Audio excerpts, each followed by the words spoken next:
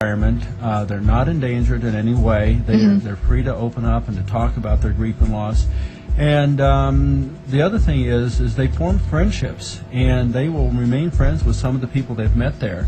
But it's amazing the honesty that some of these kids have. And I guess for my generation, talking about grief and death and dying was something that was not openly discussed. Right. And I see instances where these kids open up and talk freely, and you can see that when they go out the door that they're actually better than when they came in. Right. There's a release when you're able to let go of that, and you're not all bottled up, you know. Yeah. And the thing is that I think about camp is that it's not a weekend of talking about grief and loss. We have, as Marlene said, we have the fun, we have the games, we have joking. There's just a lot of that mixed with serious dialogue, so that when the kids get home, they've had a really great, fun, positive experience, and it's been helpful to them tremendously. Right. Marlene, can you tell us some about, you have mentioned earlier that you guys do go into the schools in the area. What do you do at schools? Well, for example, right now we're doing a grief group in 2 different schools in Dark County for kids that have lost someone close. The school a lot of times will call us in if there's been a loss. Like the one school, a father had died suddenly, leaving 2 small children, and so they called us in to do a grief group with those kids and other people that had known him. And plus, in addition to the grief groups, we'll go into the schools as part of their crisis team when someone dies suddenly and help the kids cope a little bit there. We also will work one-on-one with kids. If somebody, at the school calls and said they've got one child that's really not doing well with their grief, that we'll go in and help them one-on-one talking about it. Okay. And you also do one-on-one sessions. What are those all about? It's just kind of like walking with them in their grief. We let them talk and express their feelings, and we feel that when you're grieving, the most important thing is for you to have someone to listen to you, to tell your story over and over until you're healed. Right. Someone that will listen to you and not judge you, and that's really important. So that's what we kind of do with the kids. How long do you offer that after the death of a loved one? There's no definite time period. We'll help you anytime that you need help in your grief.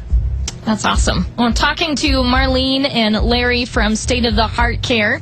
It's a hospice organization. They're supporters of us here at Joy FM, and we appreciate you guys coming in and being a part of the show. We will continue our discussion with Larry and Marlene after this song and the forecast. It's Francesca Battistelli on Joy FM.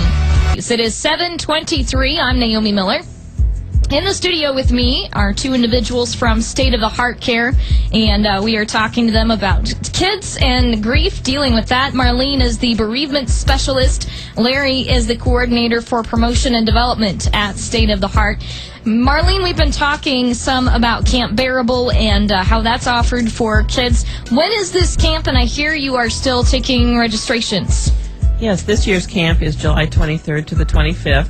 It's held at the Spiritual Center in Maria Stein, and we certainly are still taking applications for kids to attend. Now, we take them on a first-come, first-served basis. We only have, so many slots available, so it's kind of important that you get your application in as quickly as you can. How many openings do you still have? Do you know? I might have around 20. Okay. And I know you said earlier that you're accepting donations for the camp. Does that mean the kids get to come for free? Absolutely. We never charge for any of our bereavement services, including Camp Bearable. Okay. So that covers Camp Bearable. I also wanted to talk, Marlene, about explaining death to your children. I know at different ages there are certain things that kids can and can't comprehend. So if someone's listening with a child that has experienced death of a loved one recently, how do you approach that? How do you handle that at different ages with your children? I don't think it's so much age as it is their maturity. Because, a lot of kids are at different ages, are different, they can be the same age and be a little more mature than one another. So I think it's maturity that you have to look at. And I think the biggest thing is you have to be honest with your children. Speak to them honestly about what's happened in clear, simple language so that they can understand. Sometimes you have to repeat it for them, so they can can grasp it. And I think it's really important also that if you're going to take them to a funeral, or a funeral home visitation, you need to prepare them for that. Kind of explain to them what they're going to see or what they're going to hear. The people might be crying or, talking or whatever, so that when they're prepared, and it won't be near as hard for them. Can that be a scary experience to go to a funeral? Do you think there's a certain age that you should, or maybe a certain maturity level that it is okay to take a child to a funeral? I always say, a lot of people ask me if they should take their child to a funeral. I think if a child is old enough to love, then they're old enough to grieve, and they can certainly go to the funeral then. Okay. I also think dying is part of life, and it's important that we teach our children about death and grief as they grow older. Because right now we live in a society where most adults are very uncomfortable talking about grief. So I think if we start at a young age and explain, to the children simply and how they can understand it, and take them, like I said, as part of life, that they'll,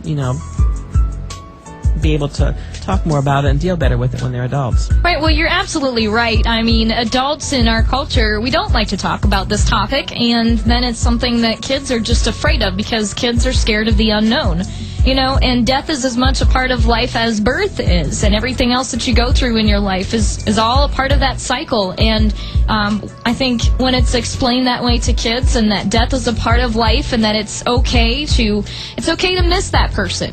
And it's okay to talk about how much you miss that person. I think that's a healthy part of explaining that to your kids. Absolutely.